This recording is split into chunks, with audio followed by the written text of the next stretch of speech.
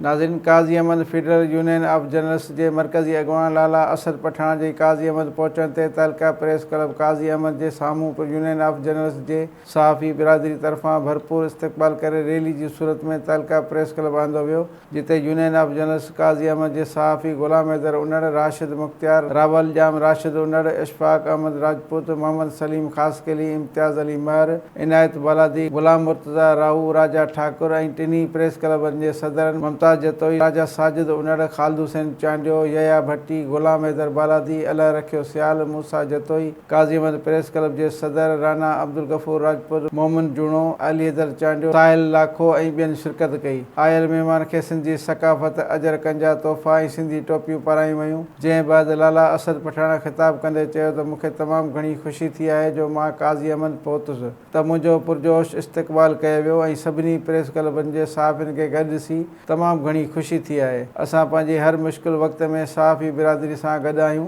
असां वरी बि हुकूमत खां मुतालबो था कयूं त शहीद जानमन महर जा क़ातिल फ़ौरी तौर ते गिरफ़्तार कया वञनि।